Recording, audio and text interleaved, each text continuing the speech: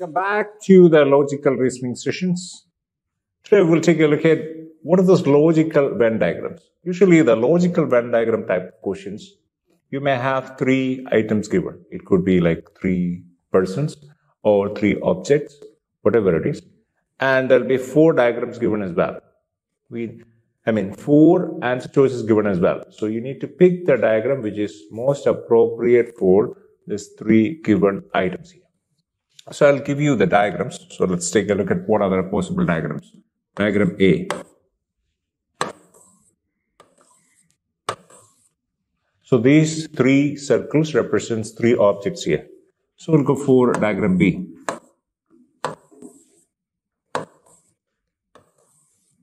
Diagram C.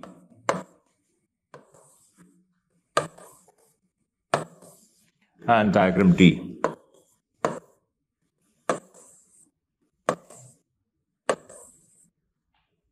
So these are the 4 answer choices you have. Which diagram is most appropriate for the given items? Bike, Maruti and Swift.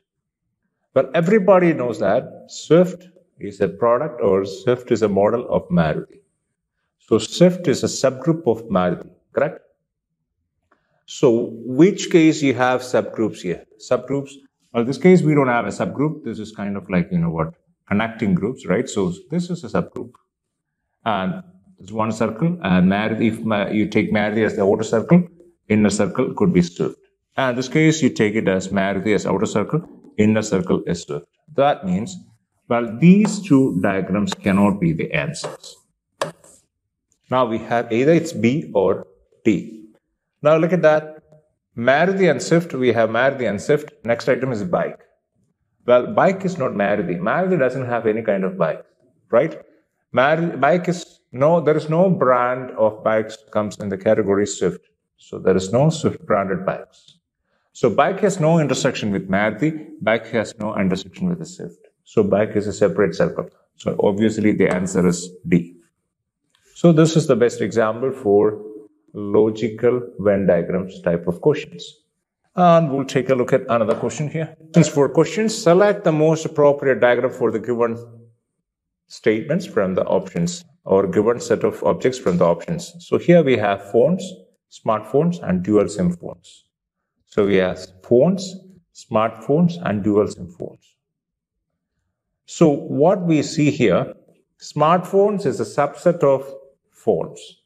Dual SIM phones, that's a subset of phones as well, right? So naturally, there would be a question which comes to our mind, right? If this is a phone diagram, then we have smartphones inside, dual SIM phones inside as well. So this is a possibility we have, but that possibility is not given among the choices here. At the same time, sometimes some of the smartphones are dual SIM phones as well, correct? So that means there is an overlap between smartphone circle and dual SIM phone circle. So these 2 circles may overlap. So that case, which is the best among the answer choices given to us? This is second one is the answer choice. All right, next one here. Creative actors honest. Creative actors honest. Well, can we say that all actors are honest? Not really. Can we say that all actors are creative? Not necessarily. Well, most of them are creative, but not all of them. So in this case, we cannot say that like any one of this. Creative may not be the subgroup of actors, or actors may not be the subgroup of creative, or creative may not be the subgroup of honest, or honest may be the subgroup of creative, or actors may not be the subgroup of honest, or honest may be the subgroup of actors. So in that case, either we look at 3 different circles: creative, actors, honest. At the same time, there's a creative, actors, and honest. At the same time, some of the creative may be actors. Not all the creative may be the actors, but some of the creative may be the actors. So creative can be actors. Creative actors. At the same time, some of the creative are honest, and some of the actors may be honest as well. So our honest circle must be intersecting with these 2 circles as well. So ultimately, the best diagram we have here, this one. most appropriate diagram. Next one here, 28. Desk, leaf, rock. Okay, so desk, leaf, rock. So what are these three different things? Is there a desk which is made from the leaf? Not really. Is there a desk made from the rock? There is a chance, right? But not necessarily.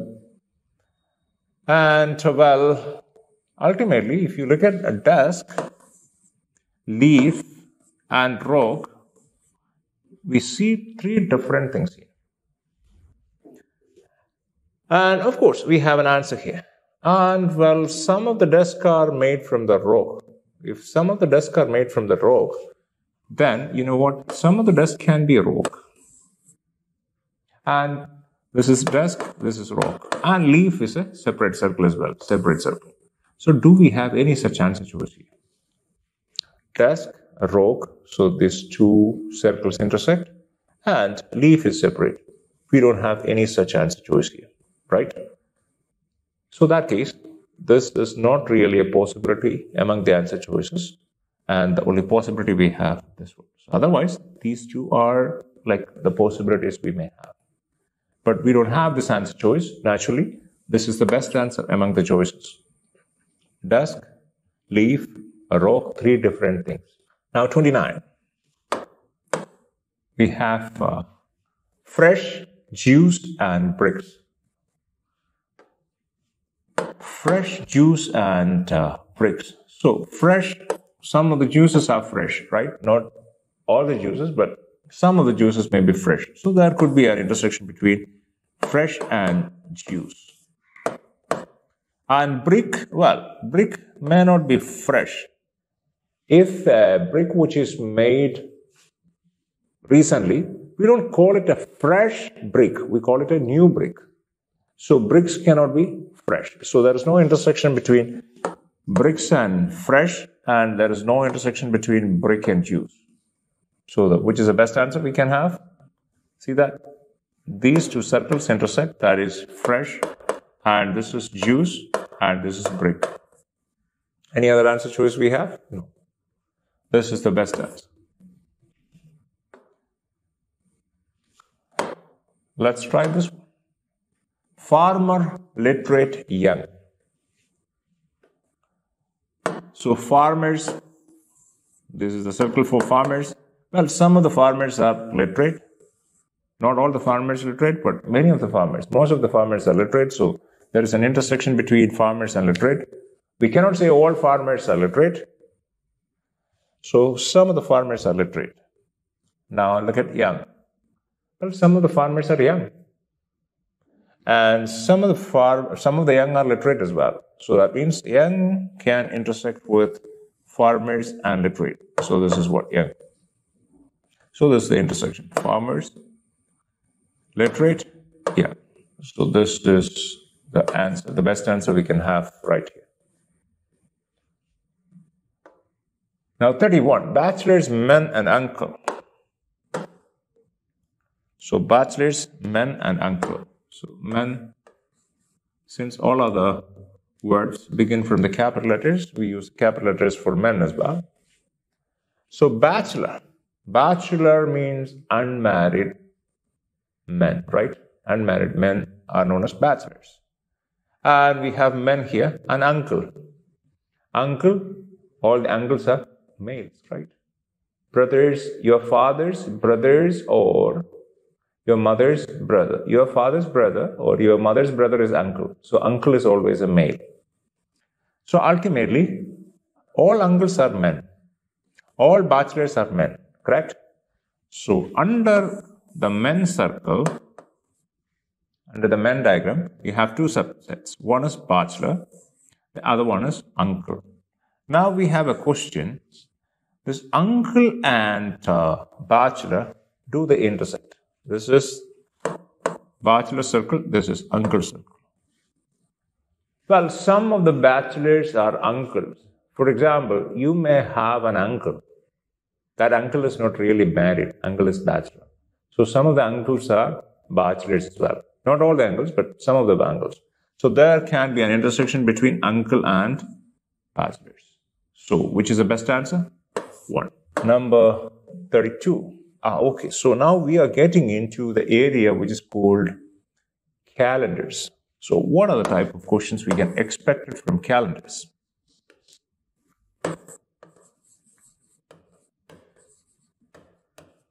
So here the question, how many odd days in the year 1923? First of all, what do you mean by odd day? If we have 10 days, how many odd days are there? If we have, let's say 20 days, if we have 50 days, how many odd days are there? If we have 60 days, how many odd days are there?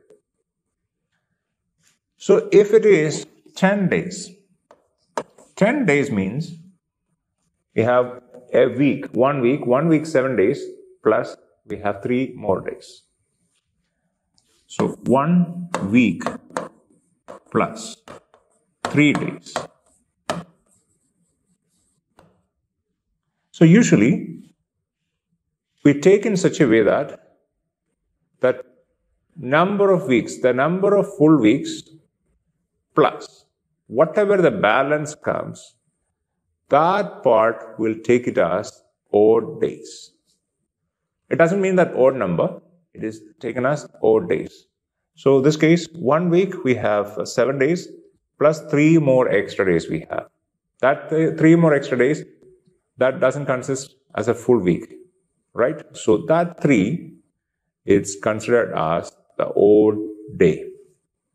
And if it is, let's say, this 10 days, correct? How about 20 days? How many odd days we have? 20 days. 20 days means we have 2 full weeks, right? 2 weeks. 2 weeks means 7 plus 7, 14 days. 14 plus balance, how many days we have? 6 days. So that 6 days is known as odd days. So this case, how many odd days we have? 6 odd days. And this case, how many odd days you have? 3 odd days. See that odd days, it's not necessary that odd days are always odd numbers. This case, 3 odd days. This case, it is 6 odd days. So 6 is an even number. Now, how many odd days in, let's say, 40 days? 40 days means how many weeks you have? 5 weeks. 5 into 7, 35. 5 weeks. Plus, we have 5 more days. 5 days. So this case, how many odd days you have? 5 odd days. How many odd days in 100 days? 100. 100 days means the best way to find out number of weeks in 100 days is divide this 100 with the number of days. Number of days in a week is 7. So 100 by 7. 100 by 7, we know that it's 14. So this is 1, 7, 3, 30, 4 times. 14. So 4 times means 28. So what's the remainder? 2. So we are not really taking the quotient here. The quotient is not really important for us. This 14 is a quotient. So we have 14 full weeks. Then balance we have 2 days. So remainder we have is 2 days. That 2 days, it's important for us. So in 100 days, we have 2 odd days. 2 odd days. Now, look at this question. Now, you got the concept of 4 days. Now, how many odd days in the year 1923? The year 1923, how many days you have? If you can get the total number of days, then you can find the odd days, right? So this is what we have done. So we have 10 days. So well, 10 divided by 7, what's the remainder? 3. So 3 odd days. Here we have 20. 20 divided by 7, what's the remainder? 6. That's 6 odd days. Here it's 40. 40 divided by 7. You have remainder 5. So 5 odd days. 100 divided by 7. What do you have? Remainder 2. That means 2 odd days. So this case, 1923, how many days you have? This is the year 1923. It is not the total number of days in the year 1923. 1923, how many days you have? Well, what kind of a year it is? Is it a leap year or non-leap year? If it's a non-leap year, we have 365 days. If it's a leap year, we have 366 days. So here it's 1923. Every leap year is a multiple of 4, correct? Or every leap year, leap year is divisible by 4, completely divisible by 4. This is 1923. It is not a multiple of 4. It's not divisible by 4. 23. See that? Divisibility test of 4 we need to take only the last two digits. 23. If 23 is divisible by 4, this number 1923 is completely divisible by 4. But this case, 23 is not completely divisible by 4. So 1923, it's not a leap year. If it's not a leap year, it's non-leap year. Non-leap year has how many days? 365 days. If we have 365 days total, find the number of 4 days. How do you find the number of 4 days? 365, the total number of days, must be divided by 7. So you have to divide it by 7. Then whatever the remainder you get, that would be the number of 4 days. So we'll take a look at that.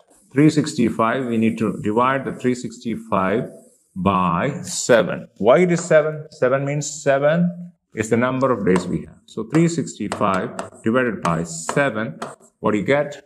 5 times, right? 35, balance 1, 15. How many times? 2 times. So 14, so remainder is 1. So, well, 5 times, 35, balance is 1, 15. How many times? 2 times. We have 14, remainder 1. So, how many days? Just 1 day. In 365 days, we have 1 day. This is what the answer is. If it is 365 days, we have 1 day. That case, if it is 366 days, how many days you have? 2 days. Because we have one more. 365 plus 1, 366. 366 divided by 7, the remainder what you get is 2. So 366 means it's a leap year. So if it is a leap year, how many days you have? You'll have 2 days. If it is a non-leap year, 1 day. This is an important inference you need to keep in your mind. Every leap year, there will be 2 days, and every non-leap year, there will be 1 day. Okay, let's move on. Which is the leap year among the following? Okay, now we look at these years, 2100 and 1200, 1800, and last answer choose all of this. So what we have mentioned earlier, every year which is a multiple of 4 or which is divisible by 4 is a leap year. So look at this. All these years are multiples of 100. Any number which is a multiple of 100 is divisible by 4. For example, 2100. 2100, we need to divide that by 4. Well, how many times? 5 times 20. Balance what you get? 10. How many times? 2 times. What you get is 8. Balance is 2. 20. 20, how many times? Well, 5 times. So 5 times 20. What's the remainder? 0. So that means this 2100 is completely divisible by 4. So that's a multiple of 4. 1200, everybody knows that 1200 is a multiple of 4. And 1800, that is, since it's a multiple of 100, it must be divisible by 4. So all these years are divisible by 4. So if an year is divisible by 4, then it is a leap year. So naturally, we are looking at the answer, all of this. However, there's a tricky part when it comes to the calendars. When it comes to the century years, these are century years. It's a peculiarity of a century year. Last 2 digits are 0, 2 zeros. So 1800, 1600, 700, 900, these are all century years. When it comes to the century years, if it is divisible by 4, it may not be a leap year. In order for a century year to be a leap year, it must be divisible by 400. Not by 4, by 400. Okay, so this case, 2100, is it divisible by 400? 1200, is it divisible by 400? And 1800, is it divisible by 400? So among this answer choices given, only 1200 is the year which is a multiple of 400 or which is divisible by 400. That means this is the only answer we have. This is the only leap year among these groups. And this rule, divisibility by 400, this rule, it's applicable only when the given years are century years. If it's normal years given, for example, like 1962, well, 1847, these kind of years, we don't need to divide that with, we don't need to check that by dividing by 400. Rather than just divide these numbers, years with 4. So this case, last 2 digits 62. Is it divisible by 4? 62 is not divisible by 4, so it is not a leap year. And 1947, it is not divisible by 4, so it is not a leap year. How about 1876? Well, 76 is a multiple of 4 because nearest multiple of 4 that we can remember is 80. 80 is a multiple of 4. If 80 is a multiple of 4, 80 minus 4 is 76. So naturally 76 is a multiple of 4 as well. So in this case, 76 is a multiple of 4. So that's a leap year. So this is a leap year, this is a non-leap year, and this is a non-leap year as well. So if it is, the given year is a normal year, not a century year, then divisibility by 4. And if the given year is century year, then it must be divisible by 400. Then only we can say it's a leap year. Be aware of that. So please just write it down as a note. Probably you need it at some point of time. Let's go for next one. If May 9, 2014 is a Friday, then what day of the week is May 9, 2015? Okay, that's interesting. May 9 or 9 May 2014. That's a Friday. That case, how about like 9 May 2015? So 9 May 2014 to 9 May 2015, that's exact 1 year, right?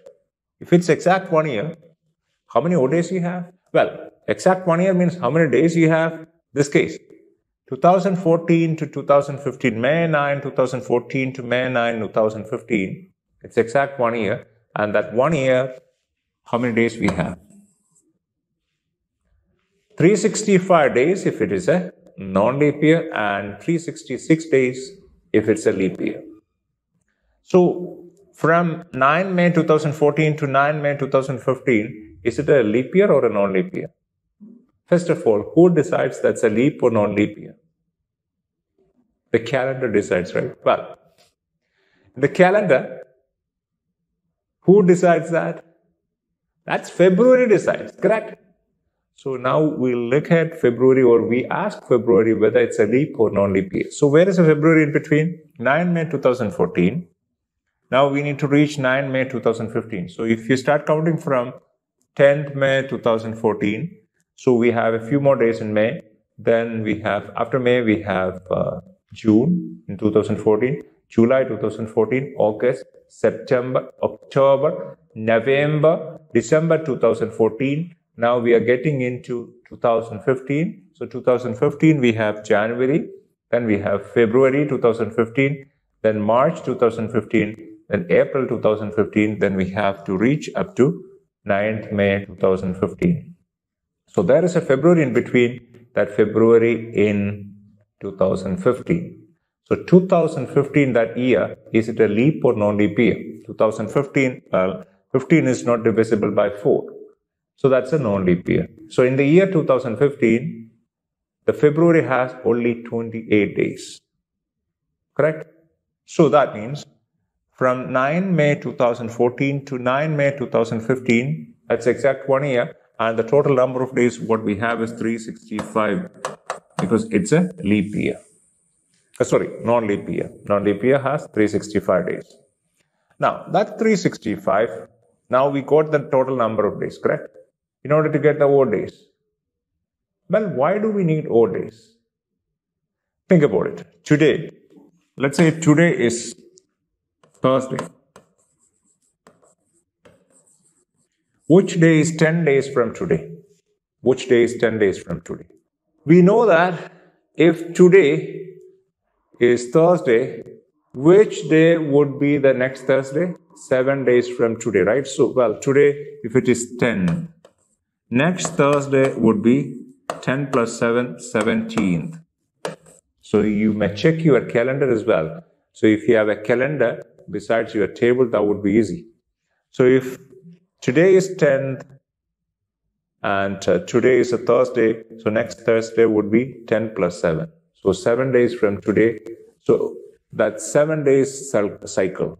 So same day of the week repeats in every 7 days. That means every week.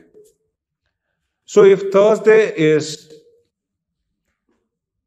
10th of a month, so for example, like June or maybe April 10th is a Thursday, then April 17th would be another Thursday.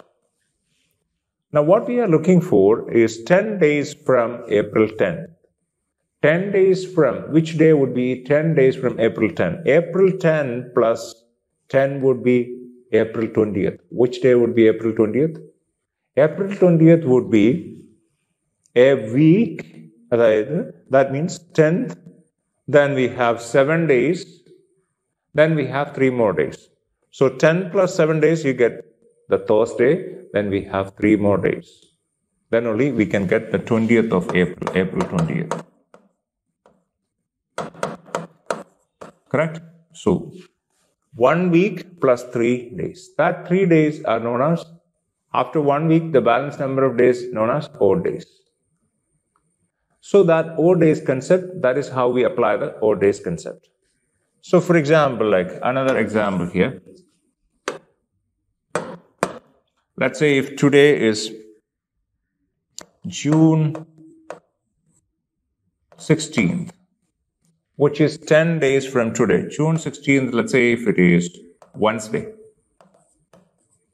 And which day would be 10 days from today? So that means June 26th. June 26th. So 10 days means 16 to 26, 10 days. How many odd days in that 10 days? 10 by 7, what's remainder is 3. So we add Wednesday plus 3. Wednesday plus 3 would be Thursday, Friday, Saturday. So June 26 is a Saturday. Similar case here. Thursday, April 10th is a Thursday. Then April 17th would be a Thursday. And we have 3 more odd days. So that 3 more odd days we have to add with Thursday. So Thursday, 3 more days. Friday, Saturday, Sunday. So this case, April 20th would be Sunday. So this is how we find out which day would be after a year. So this case, 9th May 2014 to 9th May 2015, that would be exact 1 year. So which would be the day? So we know it's 365 days total. 365 days means 365 divided by 7. We need to find the number of odd days. Right? So number of odd days, 365 by 7. When we divide it, we know that the remainder is 1. If remainder is 1, that 1 is known as the odd day. So here we have 1 odd day. So Friday plus 1. So Friday plus 1, the answer is Saturday. How would be the answer for this question? We'll take a couple of examples from this area. So I'll just give you a few more examples, then you'll get a clear idea about it. Let's say today. Today is March 23.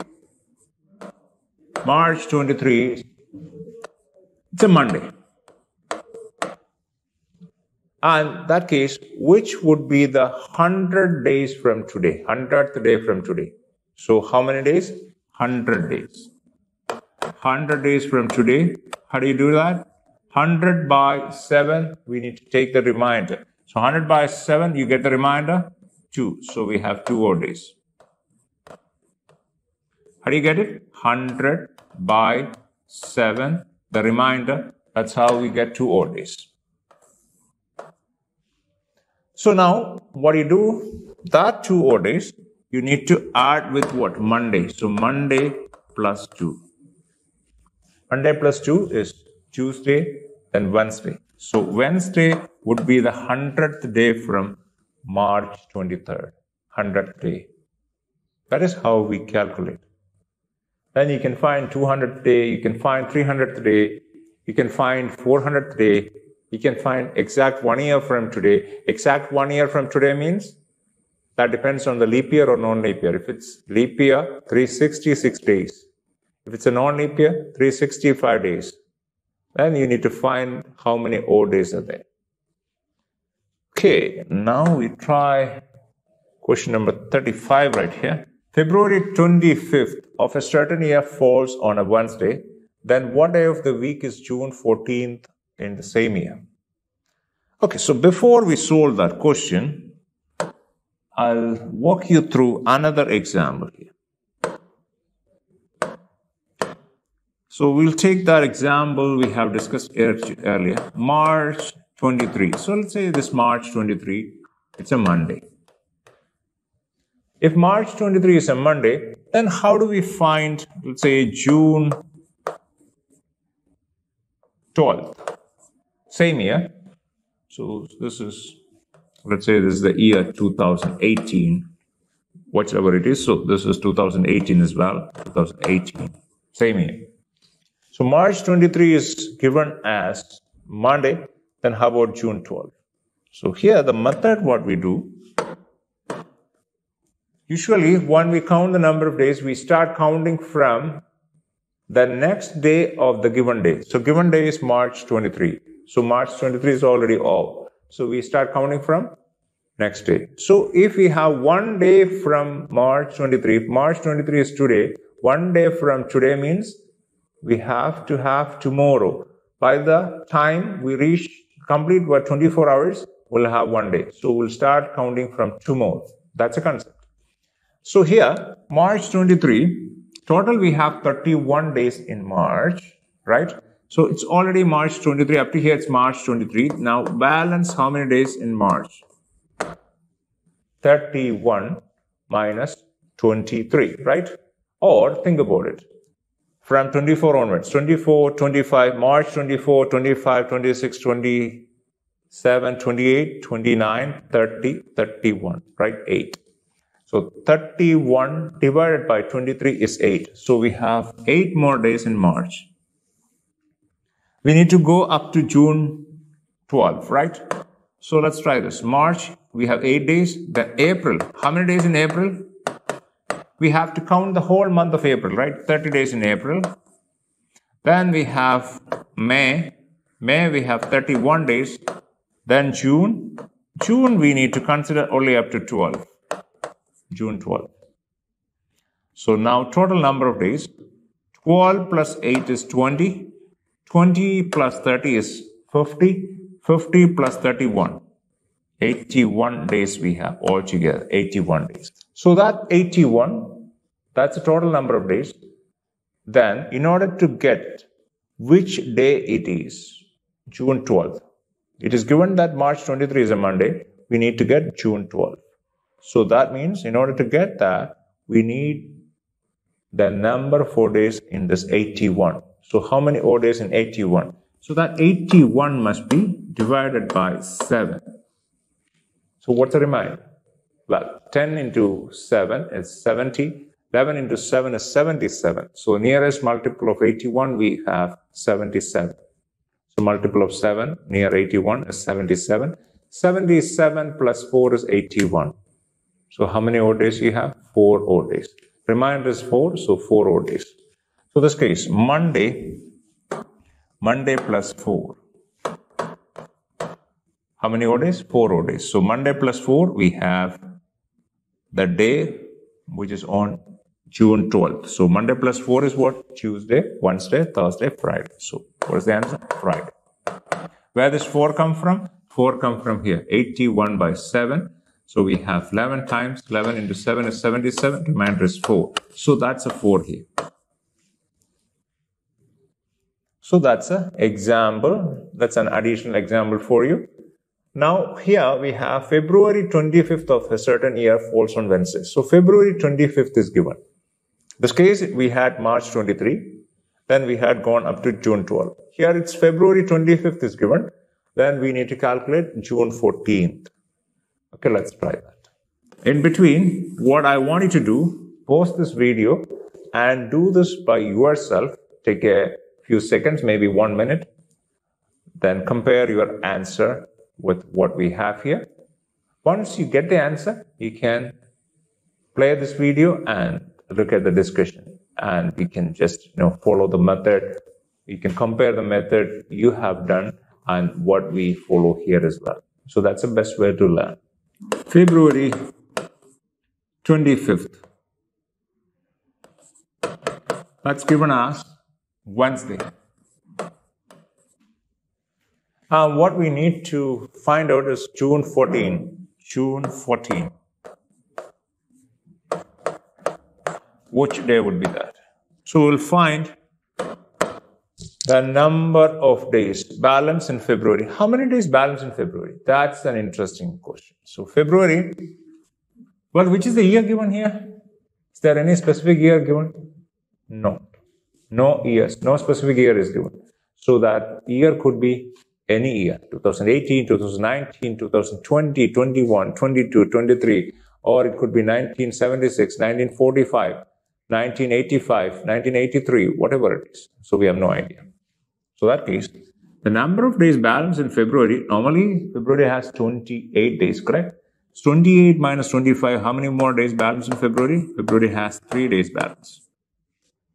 And March, 31 days.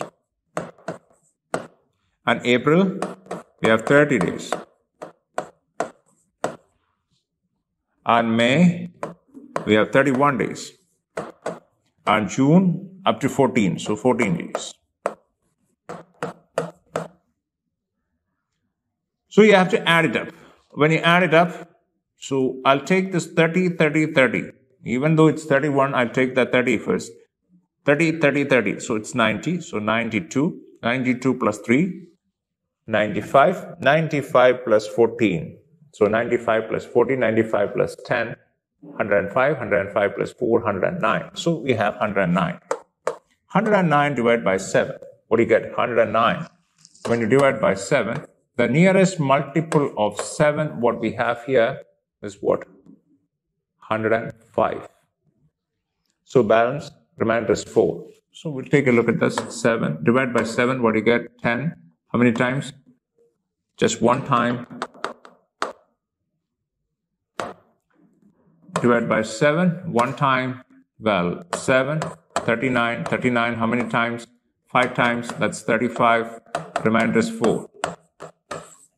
So better avoid the calculation. So that's the reason I said earlier the remainder is 4. So that remainder is 4. Now we have the number of odd days in 109 days is 4. So Wednesday plus 4, which day is that? Thursday, Friday, Saturday, Sunday. So Sunday is the answer. Is it? So in this case we have Sunday, Monday, Thursday, and data inadequate. Well, since we have an answer to this data inadequate, we need to look at that question once again. This case, we have taken February has 3 more days balance in, right? The month of February. So why we have taken the 3 more days in February? Under the assumption that February has 28 days. So, well, February may have 29 days as well. We are not sure which year it is. So February may have 29 days. So that case, the balance number of days in February could be, if you take February has 29 days, 29 minus 25, we have 4 days balance in February. All other months it's same. Doesn't matter it's a leap year or non-leap year. All other months it would be 31, 30, 31, 14. That's correct. So instead of 109, the total what you get would be 110. If you get 110, if you divide that by 7, instead of remainder 4, you get 5. So if you get remainder 5, so Wednesday plus 5, what do you get the answer? It would be Monday. Wednesday plus 5. Thursday, Friday, Saturday, Sunday, Monday. So there are 2 possible answers, either Sunday or Monday. So we have Monday here and Sunday here. So naturally the answer here is data inadequate. We are not sure whether it's Sunday or Monday because the specific year is not mentioned over here. If they say if it is current year, then we can use the current year. Current year is 2022, right? Then we can use that current year. Then we can get the answer. Current year, since it's a non-leap year, we use 109 days. So in that case, we can get the answer Sunday. But it is not specifically mentioned in this case. It doesn't say current year. It says certain year. Certain year could be any year. It could be current year, previous year, or the year before that. We have no idea, absolutely no idea. So that's the reason data inadequate. Now let's move on to the next question. On our planet, our planet is Earth. So the planet Earth, how many odd days in 1,000 years? How many odd days in 1,000 years? Well, how many odd days in 1 year? If it is 1 year, if that year is a non-leap year, 1 odd day. If that year is a leap year, you have 2 odd days. Now the question is, how many odd days in 1,000 years? So let's take a look at that. In this case, we have 1,000 years in question. If it is like 1,000 days, if you need to find how many odd days in 1,000 days, that's pretty straightforward. 1,000 days, then what we do, 1,000 divided by 7. We find out the number of odd days. And that number of odd days, that is what the question is. How many odd days here? However, this is applicable only for 1,000 days. It may not be applicable for 1,000 years. So that method is slightly different. So how do we do this? So let's take an example of 100 years. How many odd days in 100 years? If it is, as I have mentioned earlier, if it is 100 days, what we do, 100 days divided by 7. So what is it? 14 times. So what do you get? 98. So remainder is 2. So what you have is 2 odd days. That is for 100 days. In this case, it is 100 years. For 100 years, the issue here we have, if every year, the number of days in an year, if it is same for every year, then it's perfectly all right. But on the planet Earth, we have leap years and non-leap years.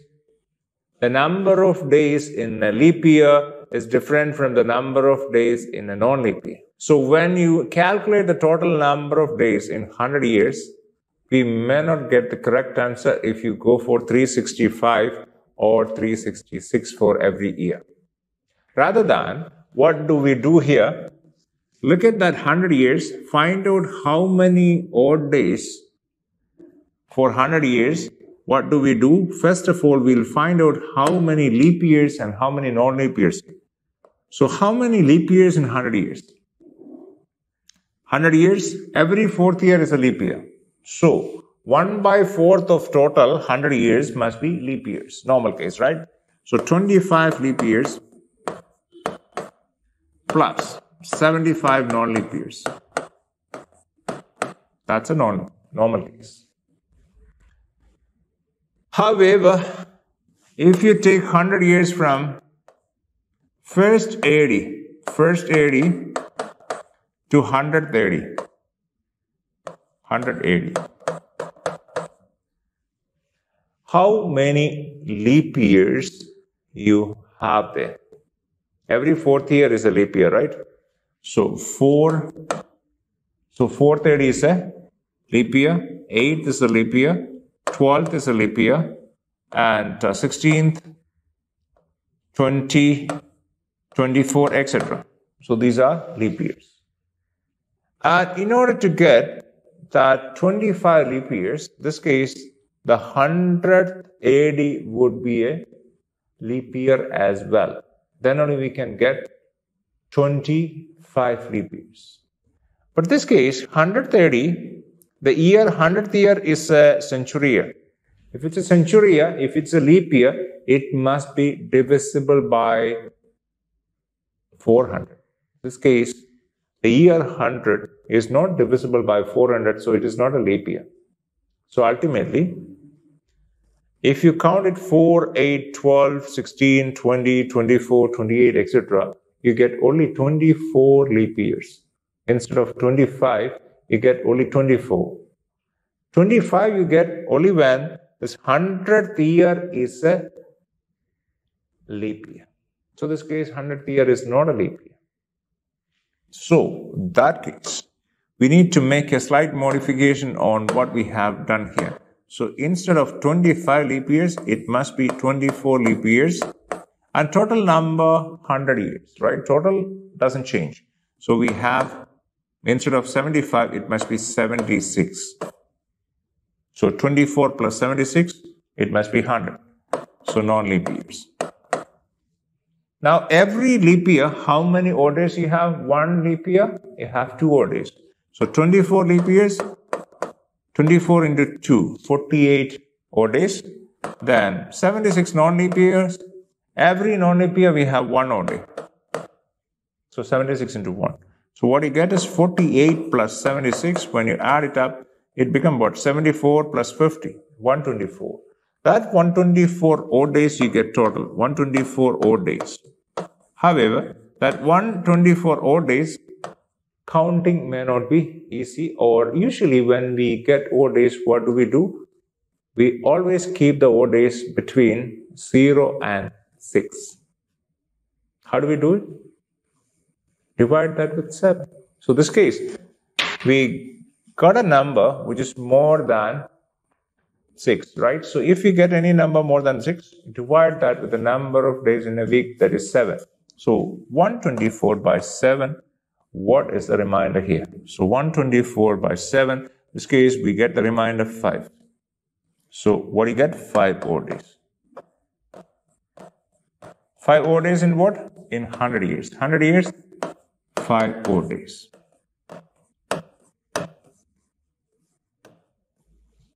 Well, our question is, how many odd days in 1,000 years? If it is 5 odd days in 100 years, can we say that there are 50 odd days in 1,000 years? Not really, because the answers are given here, 3, 2, 1, and 0. So for 1,000 years, what do? So let's take a look at here.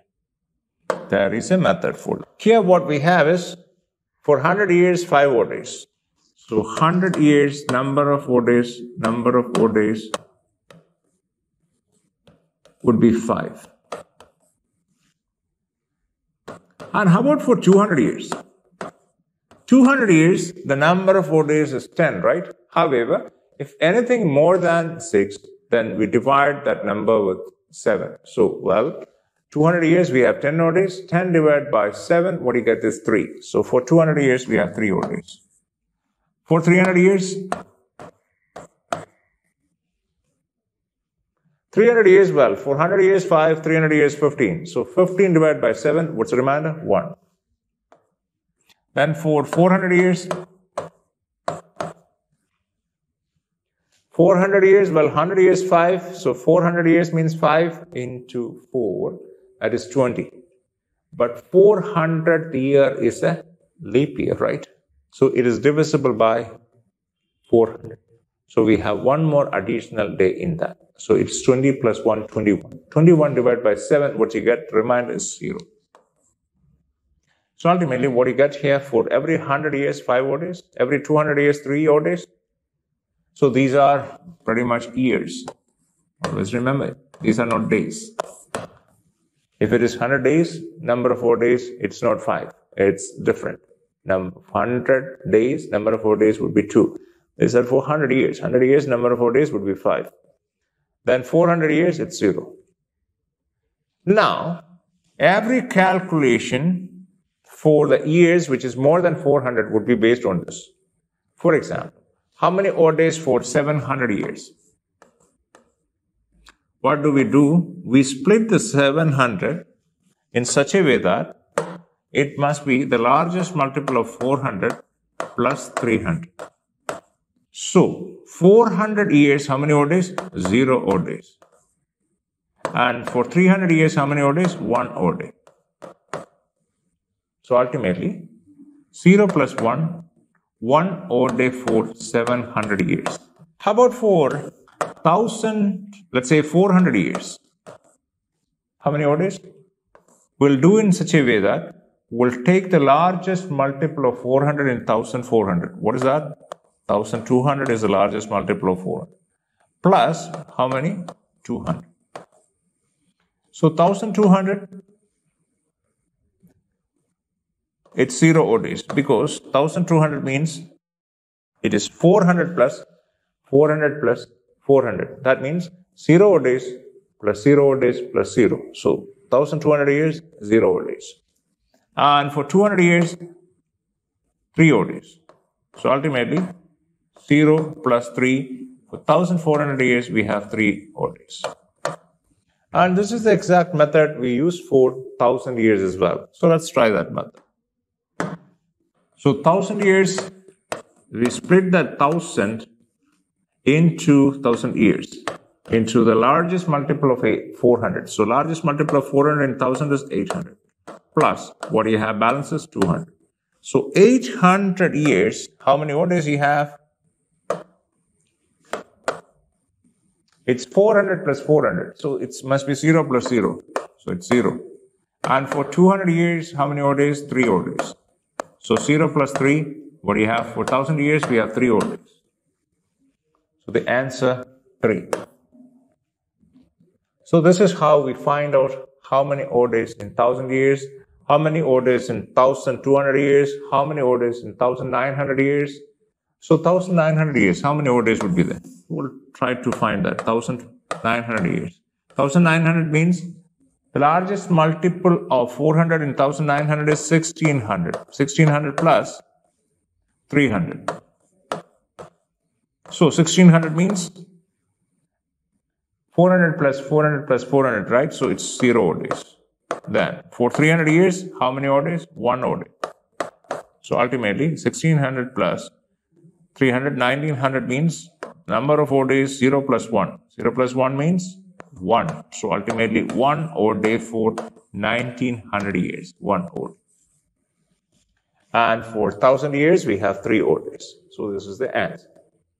Let's move on now. What day of the week is 1401 January 23? Okay, let's check it out. 1401 January 23. How do we find that? The interesting way or the best way to find out this kind of questions is how many years we have completed from the beginning of first AD. So we have completed 1400 years completed.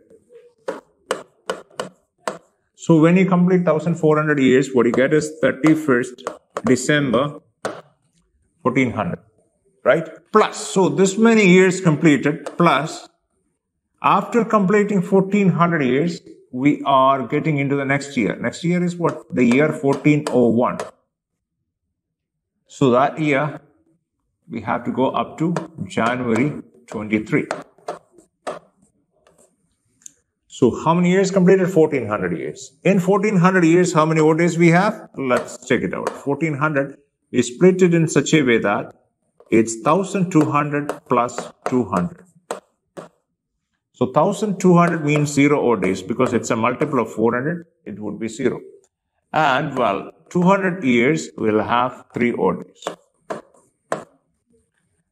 500 years, 5 ODs, 200 years, 3, 300 years, 1. So 200 years, we have 3 ODs. So 0 plus 3, 3 ODs. So in total, 1400 years, we have 3 ODs.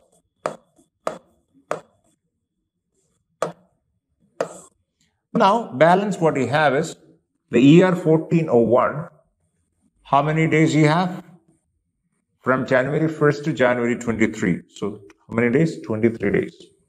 For that 23 days, this is 23 days. It's not 23 years. For 23 days, what is the best way to find the number of 4 days? 23 by 7. 23 by 7, what's the remainder? 2. How many times? 3 times. 21. So remainder is what? 2. So we have 2 ODs here. So total, how many ODs you have? Well, 3 ODs plus 2 ODs, total together, 5 ODs. If you have 5 ODs, for these many days, we have 5 ODs together, 5 ODs. Now, 5 ODs together, which day of the week it is? Normal case, if you have a question given a certain day, for example, like 14th August 1934 is a Monday, then how about like 29th September 1946? If you have such a question, you have a reference date given, right? You have to calculate from that reference date and find another date. But in this case, we don't have any reference date given. We have straight away, this question is given 1401 January 23. So that case, there is a table which help us to find the answer. So if it is 1 odd day, that's a Monday. If it is 2 odd days, that's a Tuesday. 3 odd days, that's a Wednesday. And 4 odd days, that's Thursday. And 5 odd days means Friday. 6 means Saturday. And, well, 0 odd days means it's a Sunday. So this is the table that helps us to find the exact day. So in this case, how many odd days you have? Well, we have 5 odd days. 5 odd days means answer must be a Friday. So 1401 January 23 is a Friday. Same time, you can Google it up, and in your phone or in your laptop, you can Google it and find out which is 1401 January 23. Check it out whether it's a Friday or not. If it's a Friday, our calculation is perfectly all right. So that is how we calculate without Google. So, exam point of view, this is what exactly you are supposed to do. You don't have any smartphone or laptop or any calendar or electronic calendar in the exam hall. Okay, fine. Question number 38. If there are 4 Mondays and 5 Tuesdays in the month of October, then which day is one day after the second last day of October? One day after the second last day of October means second last day is 30th. One day after the second last day means the last day of October. So we are looking for the last day of October. Which is the last day of October?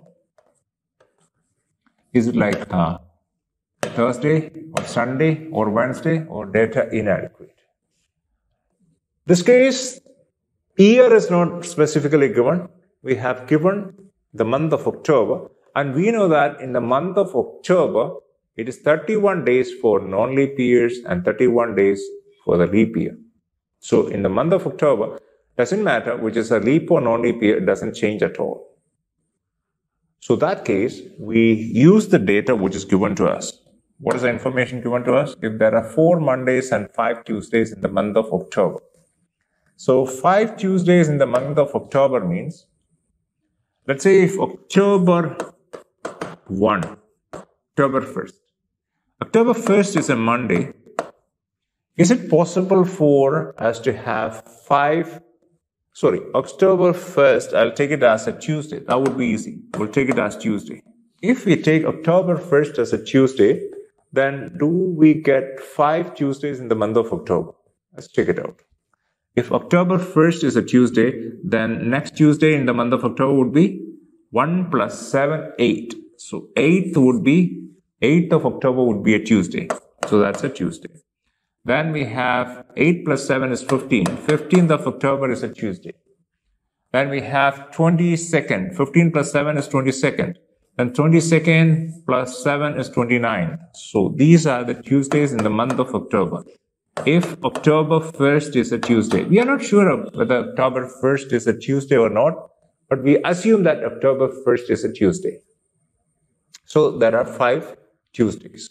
And how about like October 2nd is a Tuesday?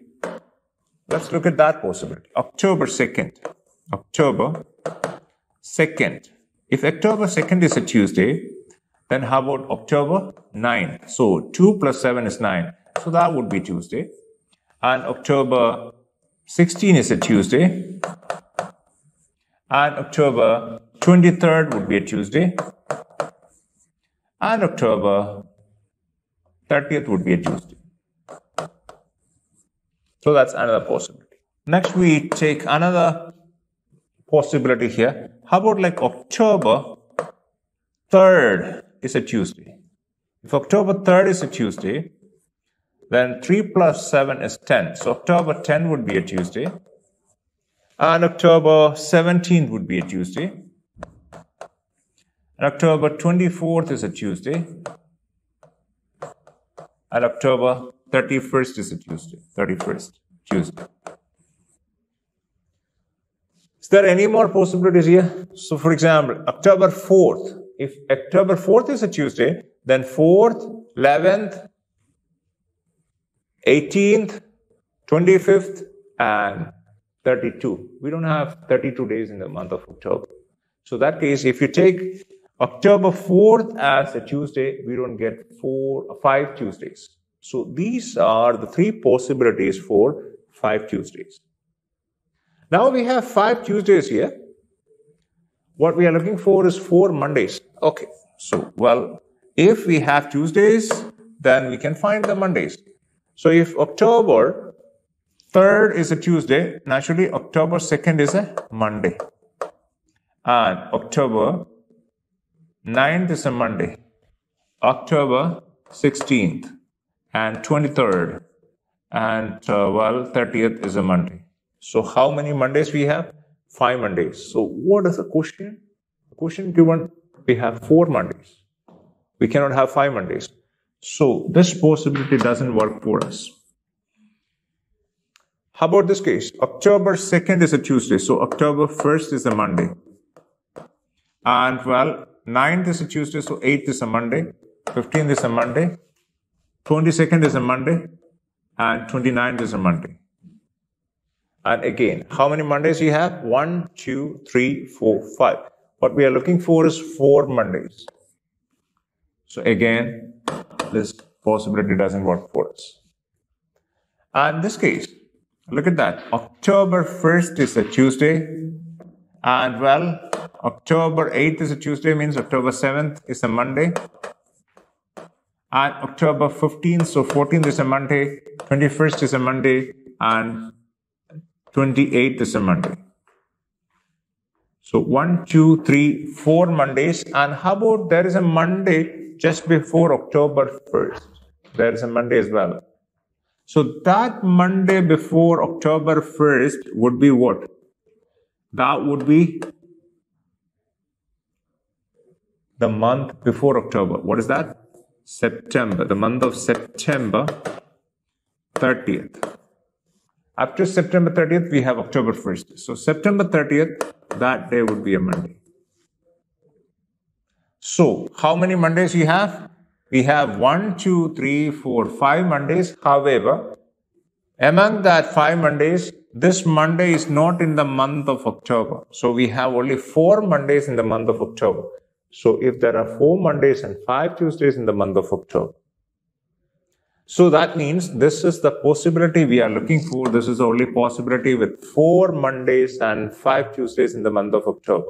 Now, what is the question? Then what is the last day of October?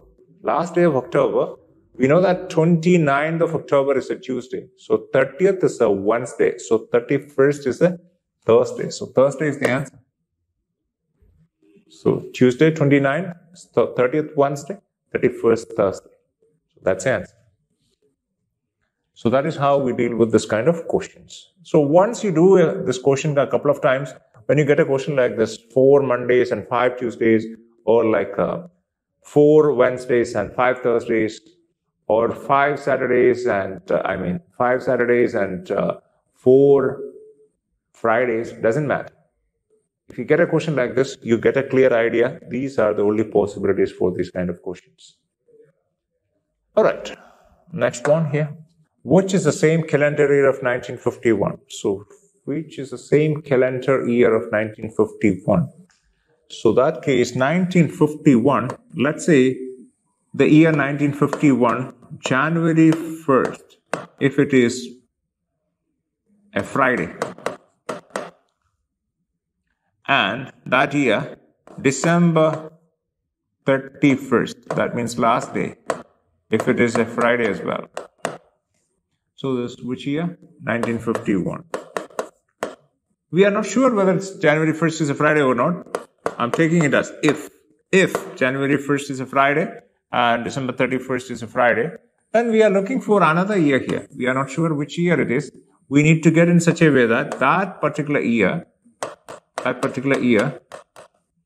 January 1st must be a Friday and December 31st must be a Friday as well. December 31st must be a Friday as well. So then only we can say that these 2 years are same calendar years. So starting day of an year and the ending day of an year must be same as another year. So these 2 years are known as same calendar years. So how do we calculate that?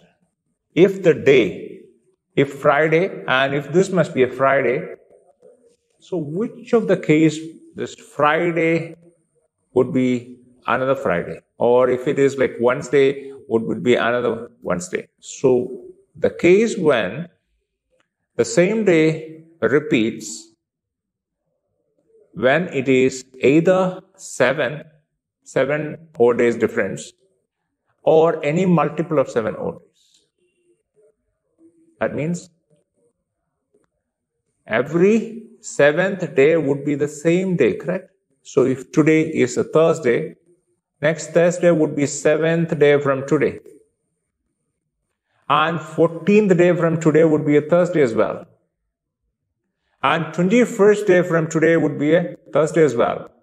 And 28th day and 35th day and day 42 from today. All these days would be Thursdays. The reason for that, these days are multiples of 7, right? Multiples of 7.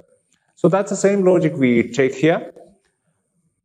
We look at these years, that means year from 1951 onwards, and we count the number of 4 days, and for what exact year, we get the number of 4 days, 7 or multiple of 7, that would be the same calendar year of 1951. When I say the theory part, or when I try to explain it without writing on the board, you may not get a clear idea. But when we do this question, you get a clear idea about it. So let's do it. So we are looking for the same calendar year of the year 1951. So 1951, so the next year is 1952, and we have 1953, 53, 54, 1955, 56, 57, 58, 59, 1960, 1961, 62, etc. Now we are looking at the number of odd days in each year.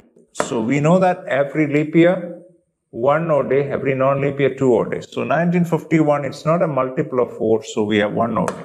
1952, it's a multiple of 4, we have 2 odd days. Then we have 1 odd day. Then we have 1 odd day. 1 odd day. Then we have 2 odd days. 1, 1, 1. We have 2. Again 1. So what we are looking for, where exactly we have the 7 odd days. 7 odd days means we'll have the same day repeats, correct? So that we are looking for, where do you get that 7 odd days? Here, when we count it, 1 plus 2, it's 3, 4, 5, 6. 6 plus 2 is 8. We are not really getting 7. Exact 7 we are not getting here. So we are getting 8. Then 9, 10, 11. 11 plus 2 is 14 or 13. Okay, it's 13. So up to here 1, 2, it's 3, 4, 5, 6, 8, 9, 10, 11 plus 2 is 13. Plus 1 is 14. Okay, so we got 14. 14 is a multiple of 7. So if 14 divided by 7, we get 0 odd days. That means we get the same calendar year. Not exactly in 1961, but we get 14 up to here, and we go for the next year. Or we can look at that question, or counting can be done in a slightly different way. 1951. So 1951 is the given year. So don't start counting from 1951. So we start counting from 52. 52, 53, 1952, 53, 54, 55, 56, 57, 58, 59, 1960, and 61, 62, etc. So let's do the same thing. Instead of this way, we'll start counting from 52. So 2 odd days, 1, 1, 1. Again 2 odd days, 1, 1, 1, 2 odd days, 1, 1. So rather than start counting from the given year 51, we start from the next year. That's what we have done earlier as well. If March 23 is given, then we start counting from March 24 onwards. So here, 2 plus 1, 3, 4, 5, 5 plus 2, 7. So that 7th year must be the same calendar year here. But here there is an issue here. It's year 1956. 1956, it's a leap year, right? So if the same calendar year of a non-leap year, 1951 is a non-leap year, and 56 is a leap year. So starting day could be the same, but ending day may not be the same, because the reason for that, if it is Monday is the starting day for both years, and for ending day of 1951 would be a Monday if it is a non-leap year. So this case, that's a non-leap year. And 1956 is a leap year. So if starting day is a Monday, then ending day, since we have 360 days, 366 days, the ending day would be Monday plus 1. So that would be Tuesday. So for this year, starting day is a Monday, ending day would be Monday as well. For a leap year, 1956, starting day is a Monday, ending day would be a Tuesday. So these 2 years cannot be the same calendar years.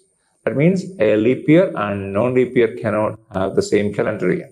So that means we have to keep on counting until we get the next same year.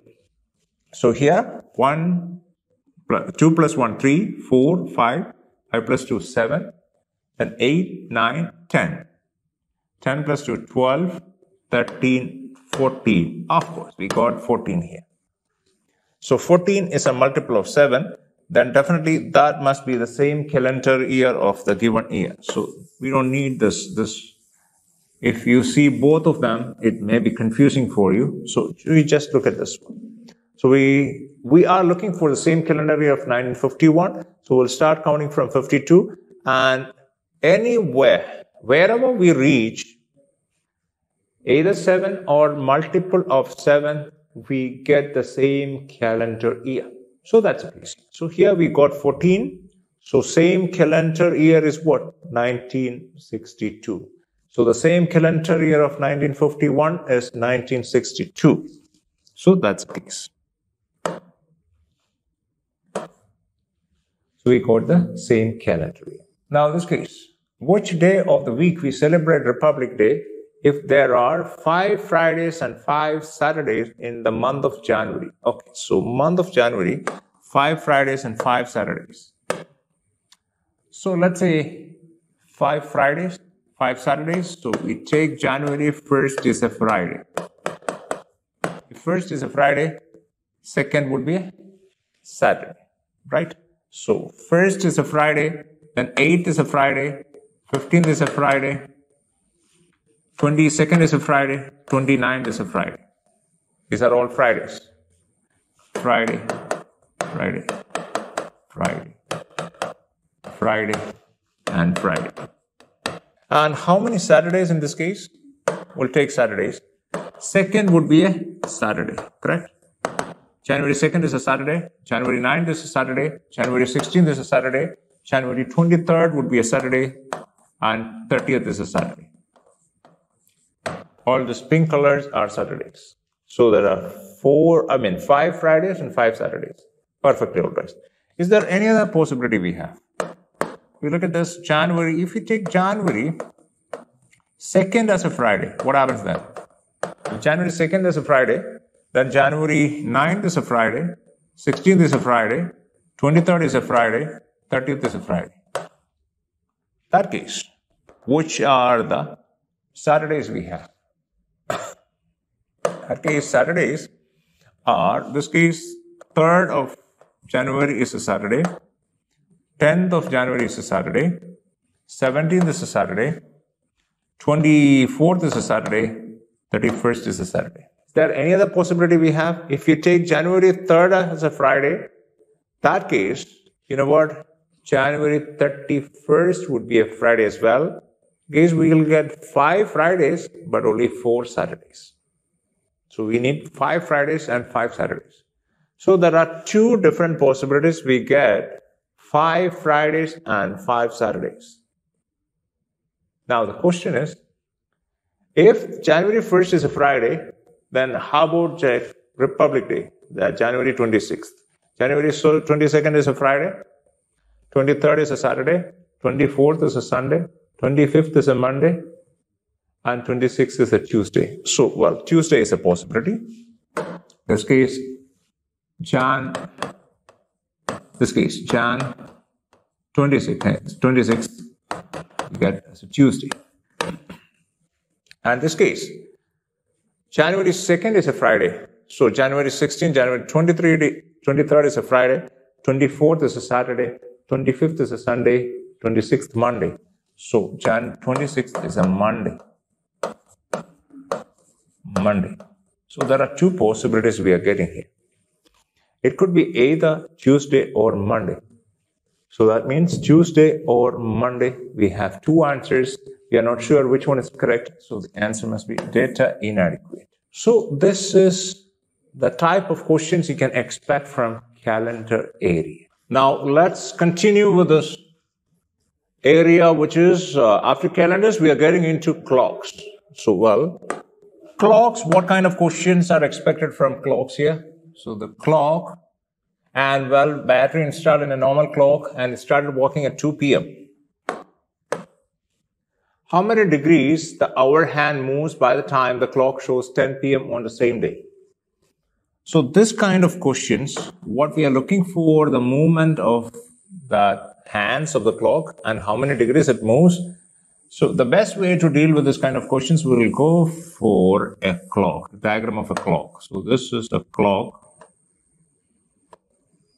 This is the minute hand, and this is the hour hand of the clock. Shorthand is hour hand. And what time it is? At a glance, you can say that it's 12 o'clock. And 12 o'clock, the hands of the clock are together. Now, if the minute hand of a clock, it moves all the way, it goes all the way and comes back to 12. How long it will take?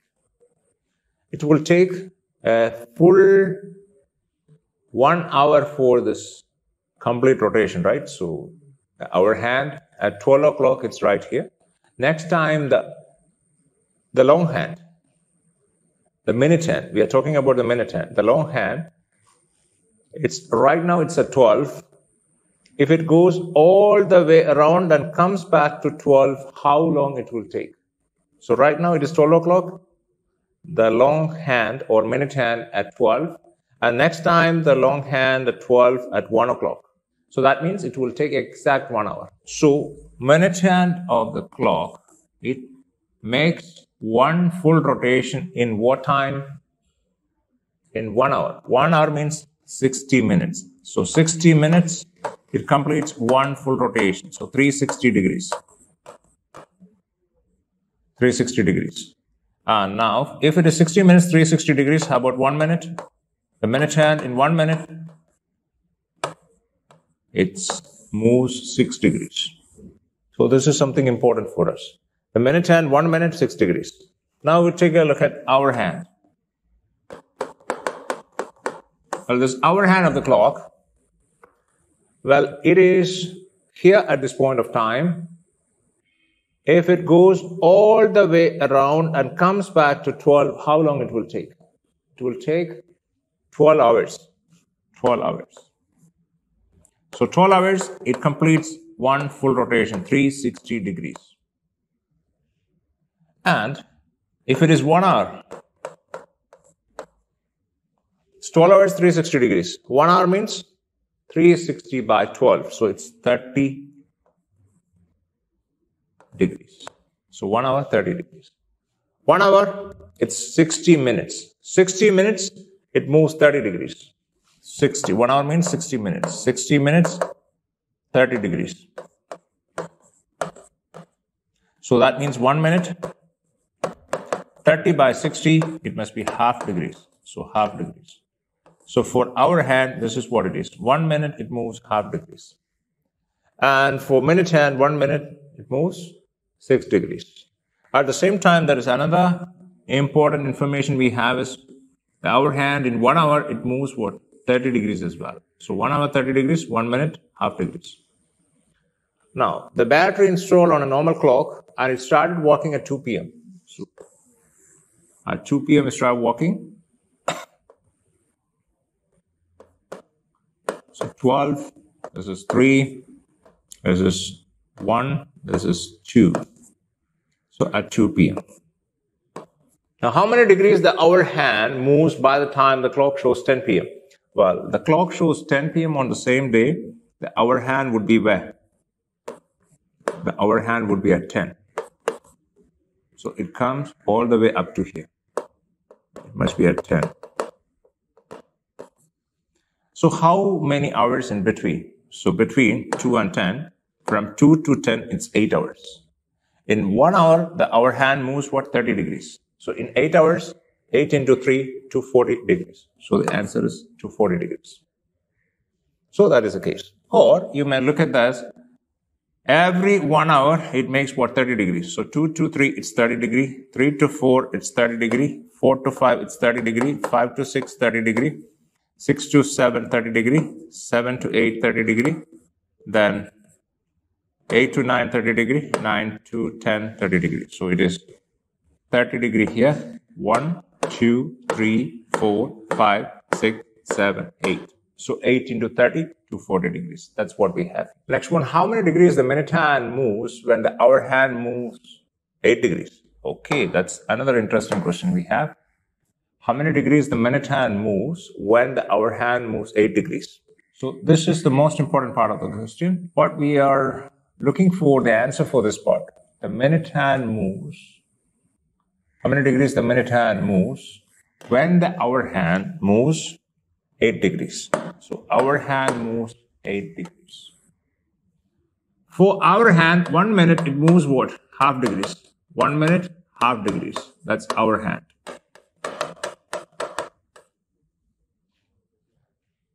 In that case, the hour hand moves 8 degrees in what time? If it is like half degree, 1 minute. If it is 8 degree, half 1. So 8 means 16 minutes. So our hand moves that 8 degrees in 16 minutes. So if that is the case, how many degrees the minute hand moves in that 16 minutes? Well, minute hand, 1 minute, 6 degrees.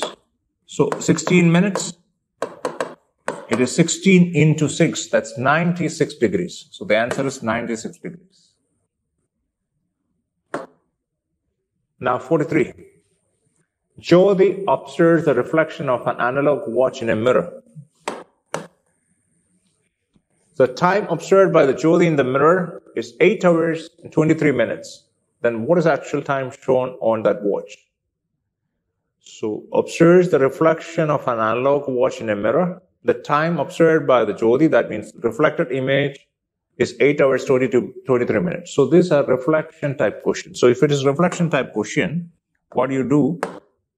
Given time is 8:23. In order to get the reflected time, there are different ways of doing it, but the easiest way to deal with that question is subtract that from 12.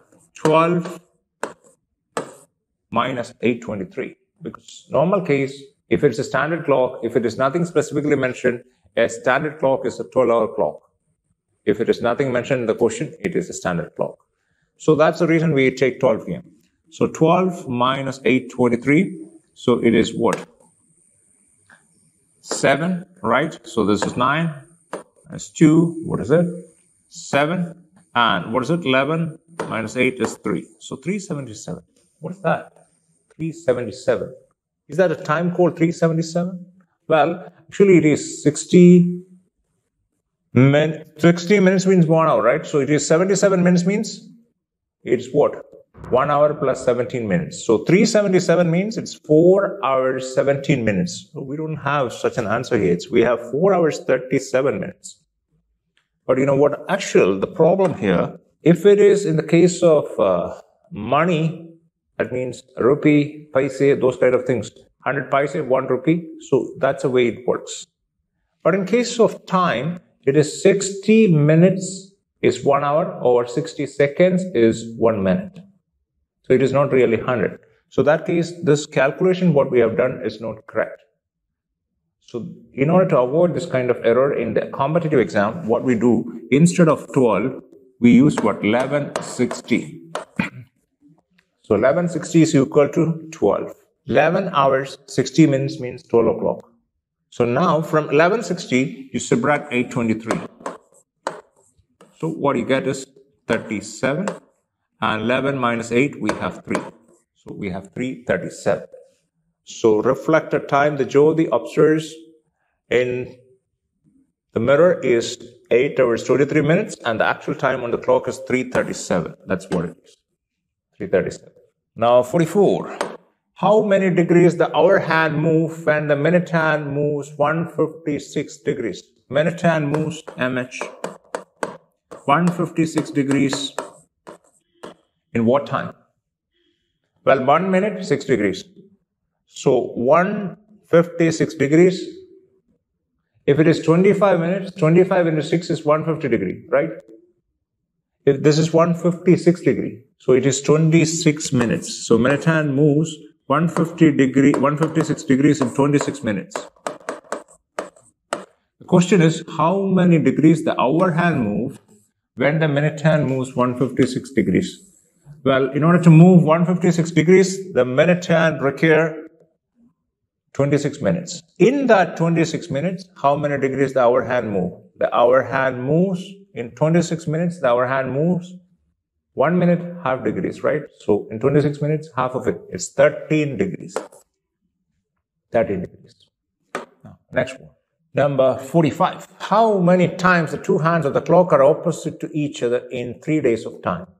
First of all, how many times the two hands of the clock are opposite to each other in 12 hours? We'll take a look at that. How many times? So let's start from 6 o'clock. It's pretty convenient and easy for us to understand. So this is 6 o'clock. So this is the hour hand and this is the minute hand. So this is 12, this is 6. So the two hands of the clock are opposite to each other. Now, at what time the two hands of the clock are opposite to each other? So that is going to be at 7:05. Actually, it is not exactly 7:05. It's slightly after 7:05, right?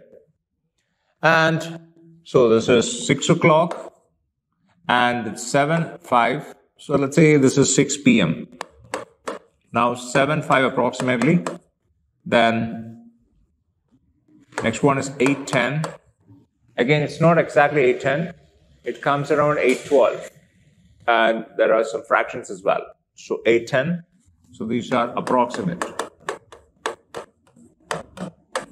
So this is approximately. And 8:10, then 9. So 9 after 9:15. So 9:17, 9:18, whatever it is, approximately. Then 10. So 10:20, is it exactly 10:20? But after 10:20, so it's 10:23 something. Then after that 11.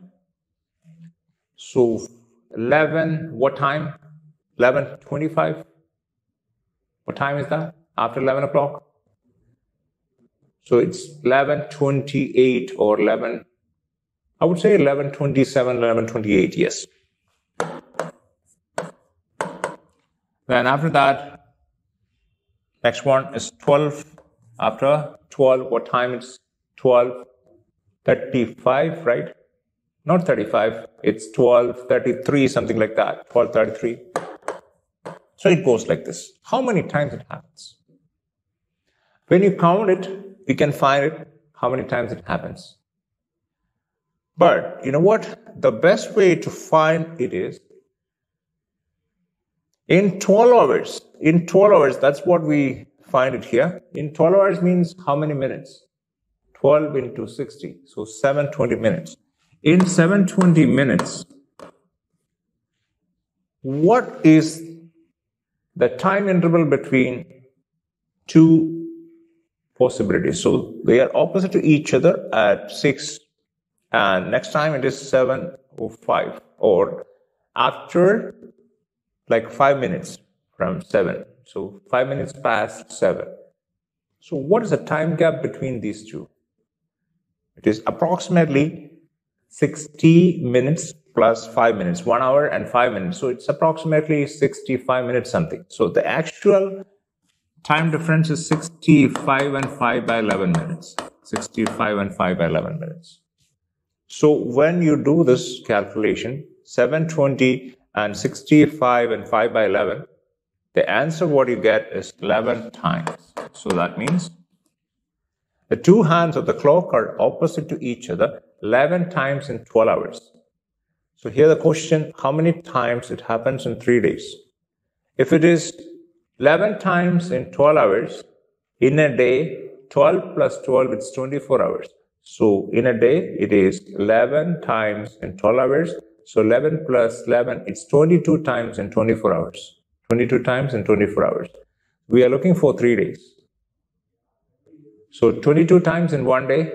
So 66 times in 3 days. So the answer is 66. Now 46. What is the reflex angle between the hands of the clock at 5:40? 5:40. So reflex angle between the hands of the clock at 5:40. So first of all, we'll take a look at what is the angle between two hands of the clock at 5:40. Then we'll find the reflex angle. So 5:40, this is 9. And 5:40, well, this is 6. And this is 5. So at 5:40, the hour hand would be somewhere here. Our hand would be somewhere here. And 5:40, you know what? The minute hand would be at 8. So this is what it is. So angle between two hands of the clock is, this is the angle. And we need to find the reflex angle. This is the angle we are looking for. So if we can find the angle between two hands of the clock, definitely we can find the reflex angle as well. So the best way to deal with the angle type question is theta, angle between two hands of the clock, is 11 by 2m minus 30h. So what is the given time? 5:40. 5:40. And here what you do, 5, it is h, hour. And 40, it's minutes, m. And theta is equal to 11 by 2 into m. M is what? 40. Minus 30 into h. H means what? 5. Now solve it. So 40 by 2, 20. 11 into 20. 11 into 2 is 22. 220. 220 minus 150. So what you get is 70. 70 degrees. Actually, that is not the final answer. So this angle is 70 degrees. So what is the reflex angle? Definitely that is 360 minus 70. 360 minus 70 is 290. So what is the reflex angle here?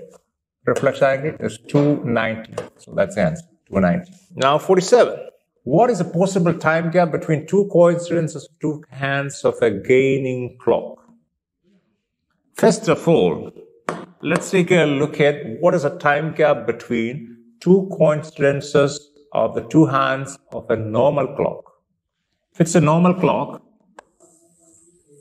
two hands of the clock coincides at 12. That's one of the easiest time. We can see that the two hands of the clock are together, so they coincide. So this is what, 12 o'clock. Then after 12, at what time the two hands of the clock coincides? Immediately after 12, at what time? It is actually, it happens after 1:05, or it happens after 65 and 5 by 11 minutes. And this is similar to that opposite, two hands of the clock are opposite to each other as well. The two hands of the clock are opposite to each other in the time interval of 65 and 5 by 11 minutes. And two hands of the clock are together in the time interval of 65 and 5 by 11 minutes. So this 65 and 5 by 11 is something important for us, 65 and 5 by 11. That's for a normal clock or standard clock. Now this is what a gaining clock. A gaining clock means a clock which runs faster than the normal clock. If it's a normal clock, if it takes 60 minutes to cover 1 hour, a clock which is gaining or a clock which is fast, it takes less time to cover that distance. So for example, a standard clock 6 p.m. and a standard clock 7 p.m. So this is the standard clock. It takes 60 minutes for the standard clock to show 7 p.m. from 6 p.m. So it takes 60 minutes to run that distance, right? So if it's gaining clock, gaining clock, 6 p.m. to 7 p.m. Actually, before the standard clock shows 7 p.m., a clock which runs faster will show the 7 p.m. So that means it takes less time. So it may take what, 59 minutes, or it may take 58 minutes, or 56 minutes, or 58.5 minutes, whatever it is. That depends on how fast this gaining clock moves. So that's what a gaining clock is. Now the question is, what is the possible time gap between two coincidences of the two hands of the gaining clock? If it's a normal clock, the time gap is 65 and 5 by 11. And if it's a gaining clock, that time gap would be less than the normal time, right? Less than 65 and 5 by 11. So, well, first answer choice is 65 and 5 by 11. That cannot be the answer. And this is more than that. That cannot be the answer. And this is 64 and 3 by 11. That is less than 65 and 5 by 11. That's a possible answer. This one is more than the normal. So that cannot be the answer. So the answer is 64 and 3 by 11 minutes. So if it's a gaining clock, the time gap between the two coincidences would be less than. That means time taken to cover that distance would be less. It runs fast, so time taken would be less. For a losing clock, it would be the other way. Okay, so this is the answer here. Now 48. If the minute hand of a clock points towards south at 7:15, so 7:15. 7:15, so this is what it is. Let's say normal 7:15. This is how the two hands of the clock, 7:15. However, this case, the minute hand of a clock point towards south at 7:15. So this one point towards east, and this is north, this is south, and this one is west as well. So, well, in the question, it says that the minute hand of the clock is pointing towards south at 7:15. That means this clock is turned, and this hand is towards south. So that means 90-degree turn for this clock. It's 90-degree turn. Then what happened? The question is, in which direction the hour hand points? The normal case, the hour hand points between south and west, southwest. But when it turned 90 degree, because this one turned 90 degree, this one turned 90 degree as well. So 90 degree clockwise rotation. If it is 90 degree clockwise rotation, what happens? This minute hand would be pointing towards south, and our hand would be pointing towards this direction. What is it? This is south, right? So if it is pointed towards south, then this would be west, and this would be north, right? In that case, so the hour hand would be pointing in between north and west. So that's northwest. So the answer is what? Northwest. All right. A watch which gains 2 minutes every 30 minutes, that's correct, at 6 a.m. So a watch which gains 2 minutes in every 30 minutes. So every 30 minutes it gains 2 minutes. So in every 60 minutes it gains what? It gains 4 minutes. So every 60 minutes, every 1 hour. Every 1 hour it gains 4 minutes. And this one is set correct at 6 a.m. Then what is the actual time when the watch shows 11:20? So watch shows 11:20. Now it is set at 6 a.m. Now it shows what? 11:20. So how many hours it has taken to reach this point? So it is 6 plus 5 is 11, right? So 5 hours, 20 minutes, that is the difference we see here. And this clock gains 4 minutes every hour. So that's what it is. So if it is, let's say 5 hours. So if it is a normal clock, 6 a.m. and if it reaches 11 a.m., so that is 5 hours. 5 hours. And in that 5 hours, if it is this clock, this watch, which is a gaining one, what happens that gaining one, every 1 hour, it gains 4 minutes. So in 5 hours, it gains what? 5 into 4, 20 minutes. 1 hour, 4 minutes, 5 hours, 20 minutes. So this clock must have gained 20 minutes. By the time the actual clock must have reached from 6 a.m. to 11 a.m. So the actual clock shows 11 a.m. And the watch which is gaining, that must have shown 11:20 a.m. The reason for that, it gains 4 minutes in every hour. So if that is the case, the question is what? If that gaining clock, this is a gaining clock, our gaining watch. So gaining one, if it shows 11:20, then what is the actual time? If the gaining one shows 11:20, the actual time would be 11 a.m. So that's what it is, 11 a.m. Now question number 50. How many times the two hands of the clock are together in a week? Earlier question, do you remember how many times the two hands of the clock are opposite to each other? That was 11 times in 12 hours, correct? And this is a similar question. And this question, they are asking for us to find out how many times the two hands of the clock are together. They are together in a week. In a week means 7 days. Well, first of all, we have to find out in a day how many times it happens. In order to find out how many times it happens in a day, we need to find out how many times it happens in 12 hours. In 12 hours, the two hands of the clock are together 11 times. The reason for that, the two hands of the clock are together in every 65 and 5 by 11 minutes. So in 12 hours means 12 divided by 65 and 5 by 11. The similar calculation we have discussed in the case of two hands are opposite to each other. So in 720 minutes, that means 12 hours. That's 720 divided by 65 and 5 by 11. That means 65 and 5 by 11 is the time gap between two coincidences. So 720 divided by 65 and 5 by 11. So what we get is 11 times. 11 times. So it happens 11 times in 12 hours.